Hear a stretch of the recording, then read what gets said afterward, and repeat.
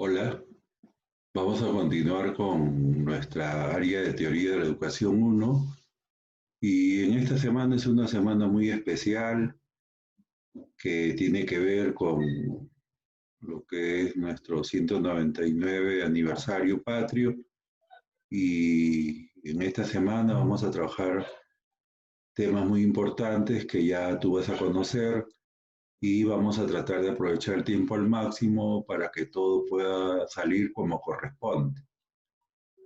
Vamos entonces con lo que para la presente semana se ha preparado y espero de que sea de tu agrado todo lo que vamos a compartir. ¿Bien?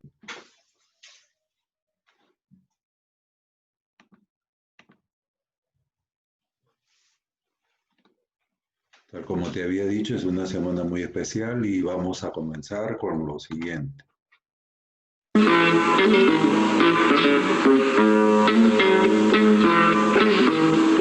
a hacer las palmas del comienzo. Eso es.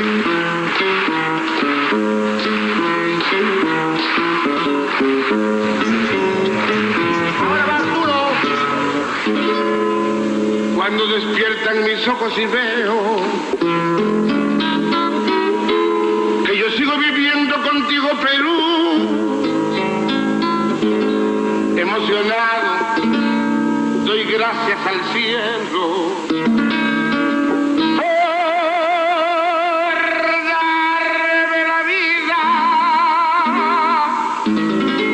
contigo, Perú. Tú sí eres grande y siempre lo seguirás siendo, porque todos estamos contigo, Perú. Sobre mi techo yo llevo tus colores y están en mis amores contigo, Perú. Somos tus hijos y nos uniremos y al fin triunfaremos contigo, Perú. Unida la costa, Unida a la costa, unida la sierra, unida a la sierra, unida la selva contigo, Perú. Unido el trabajo, unido el deporte, unidos el norte, el centro y el sur. A triunfar, peruanos, a triunfar, peruanos, que somos hermanos, y se hará victoria nuestra gratitud. Vamos, Arturo. Quisiera darte mi vida y cuando me muera tener el honor de vivir en mi tierra contigo, contigo, Perú. Yo quiero darte mi vida y cuando me muera unirme en la tierra contigo, Perú.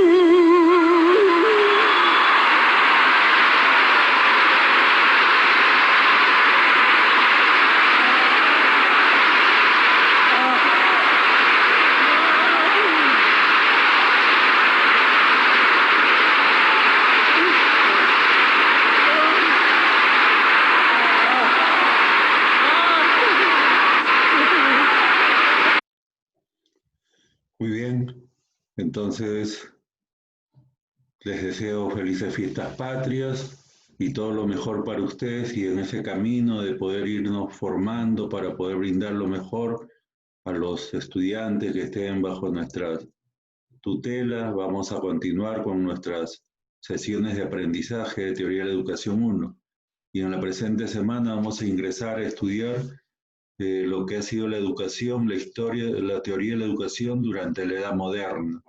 Y en ese sentido vamos a trabajar lo que es el humanismo pedagógico, el realismo pedagógico y vamos a tomar lo dicho por algunos teóricos de la educación como Wolfgang Reich y Juan Amos Khomeini.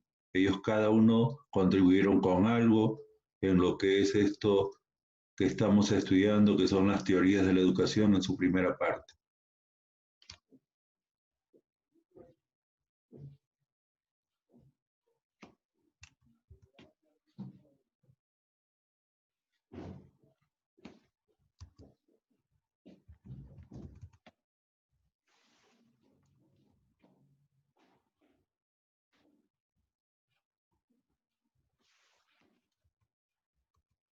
Bien, el periodo que vamos a estudiar es el de la Edad Moderna, y durante la Edad Moderna, que se desarrolla entre el año 1453 de nuestra era hasta 1789, se han sucedido una serie de acontecimientos. Y esto es el ámbito en el cual también se van a desarrollar una serie de propuestas educativas a partir de corrientes pedagógicas que fueron surgiendo. Dentro de estos acontecimientos tenemos, por ejemplo, el Renacimiento, que va a significar el renacer de las ciencias. Recuérdese que durante la Edad Media todo giró en torno a la religión y por lo tanto nadie podía pensar de manera distinta. En cambio, acá en la Edad Moderna y con el Renacimiento se retoman los estudios de la Edad Antigua, cuando desde Grecia, Roma y todas las civilizaciones orientales, las ciencias avanzaron tremendamente. Entonces ese movimiento de retomar todo lo que es el estudio de las ciencias se le llama renacimiento. Luego también durante este periodo de tiempo, todo va a girar nuevamente, los estudios que se realicen desde lo que es la ciencia, va a girar en torno a lo que es el ser humano, ya no Dios como en la anterior Edad Media. Luego de eso va a surgir movimiento que va a apoyar todo lo que es el estudio, el desarrollo de las artes, la cultura, las ciencias, y dentro de esto personas que ayudaban a los estudiosos, a los investigadores, a los científicos de esa época. A ese movimiento se le llamó el movimiento de la Ilustración.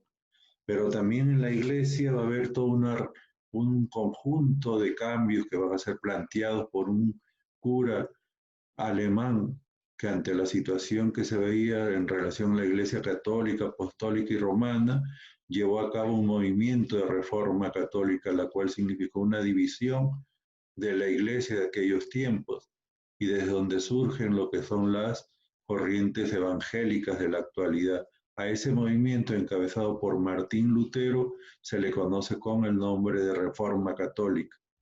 También en este periodo de tiempo van a surgir una serie de viajes de circunnavegación que fue promovido por portugueses, ingleses, y que llevó a estos europeos a diferentes partes del mundo, a los portugueses a lo que sería África, Asia, a los españoles a lo que sería más adelante el descubrimiento de este gran continente del cual formamos parte, que es América. Y a todo eso se le denomina con el nombre de viaje de descubrimiento, de circunnavegación alrededor del mundo. Y también en esta nueva era de retomar todo lo que se estudió antes, también la Iglesia Católica va a responder a los protestantes con el movimiento de contrarreforma. Y también se fue cocinando en el siglo XVIII lo que sería un gran acontecimiento, que es la independencia de las 13 colonias inglesas en la costa atlántica de los actuales Estados Unidos, que buscaban liberarse del yugo de los ingleses. Es en este contexto llamado de la Edad Moderna que van a surgir algunas corrientes dentro del campo educativo como el humanismo pedagógico, cuyas características fueron el deseo de volver a las fuentes de la cultura clásica, lo que habíamos dicho, al estudio de lo que se llevó a cabo como investigación durante los tiempos de la cultura clásica, encabezada por Grecia y Roma, que sintetizaron todo lo que hubo en cuanto a conocimiento desde las civilizaciones orientales. También este humanismo pedagógico estuvo caracterizado por la búsqueda de una verdadera forma de pensamiento, que no estuviera atada a lo que es la religión, ni tampoco al extremo de lo que es el materialismo. Durante estos tiempos también el humanismo pedagógico promovió que la educación debería ser la formación en el sentido exacto del término. Para los representantes del humanismo, educar es formar, moldear al hombre de acuerdo con todas las perfecciones que hay implícitas en su naturaleza. Entonces, el humanismo buscó eso, brindar una nueva forma de educación que tuviera como meta formar al hombre. ¿Qué más podemos decir que el humanismo pedagógico proponía? Por ejemplo, la propuesta educativa del humanismo pedagógico decía que primero debería darse la eugenesia y los cuidados perinatales. Y se le conoce eugenesia de los tiempos de los griegos, aquella educación que se da dentro del vientre materno, aun cuando nosotros estamos en un estado fetal en proceso de formación. También los cuidados perinatales, o sea, posteriores al nacimiento, eran importantes dentro de esa propuesta del humanismo pedagógico. En segundo lugar, estaba la educación, pero a partir de la crianza, es decir, de esa serie de cuidados, de reglas que se imponen al interior de las familias y en el cual los padres juegan un papel fundamental en la crianza de sus hijos. Es esta que va a dar la base para poder brindar una verdadera educación. Para el humanismo pedagógico, el fin de la educación era alcanzar la virtud, y la virtud es algo que debe caracterizar a cada uno. Y como decía Pascal, la virtud de un hombre se debería medir no por sus logros extraordinarios, sino por su conducta del día a día, su conducta cotidiana. Entonces el humanismo pedagógico propugnaba eso. Y en esos tiempos del humanismo pedagógico se le dio mucha importancia al educador, al maestro, al cual se le llamaba también preceptor.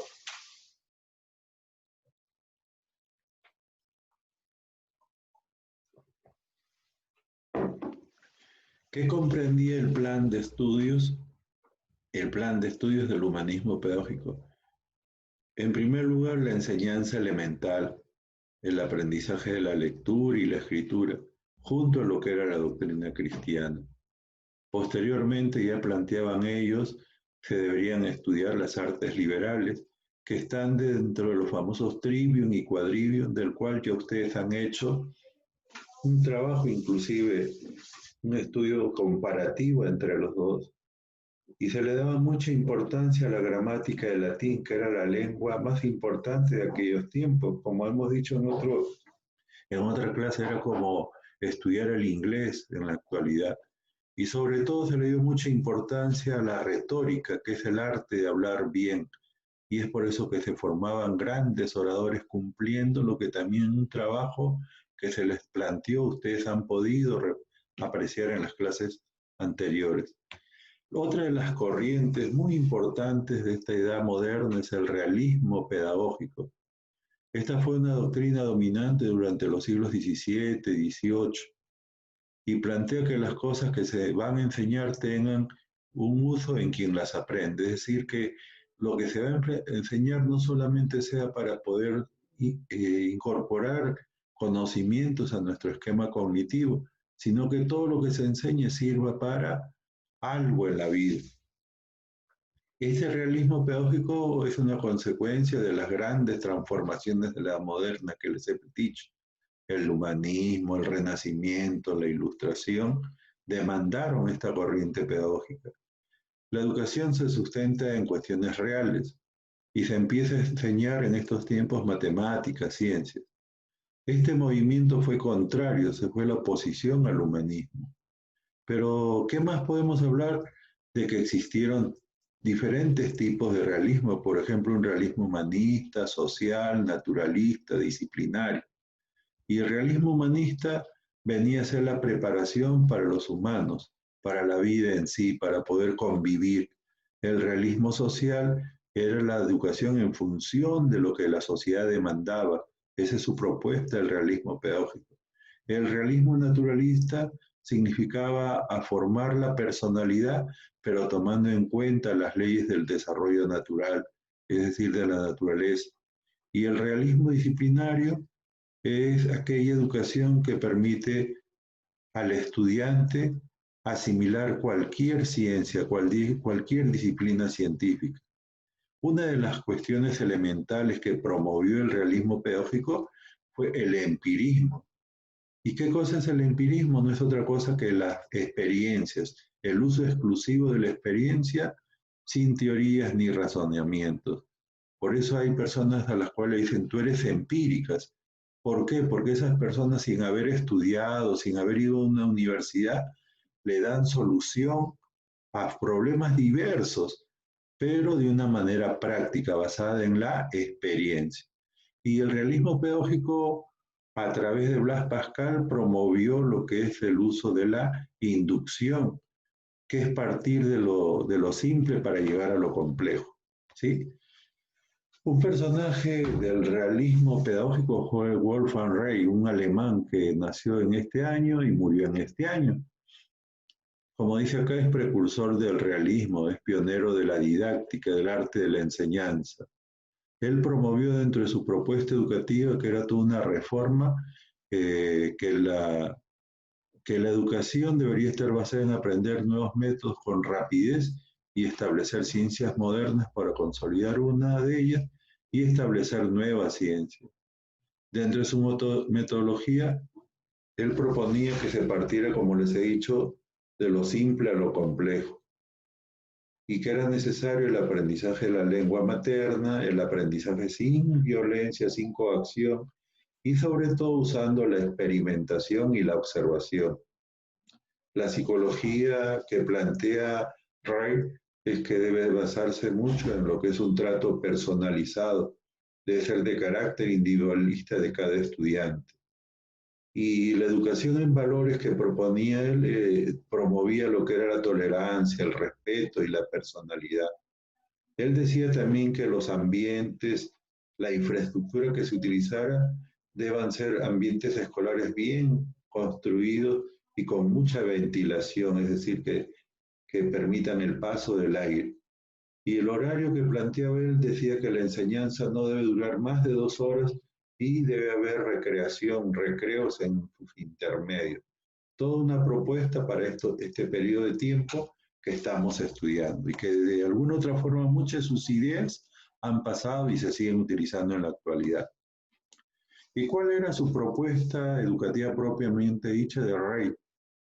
Que se debe partir de lo simple para llegar a lo complejo, como ya lo hemos dicho, que se aprenda una cosa a la vez, no se puede estar haciendo muchas cosas a la vez porque los estudiantes no aprenden, que se debe hacer retroalimentación, es decir, repetir lo aprendido, que se debe enseñar en la lengua materna primero, luego en el latín de aquellos tiempos.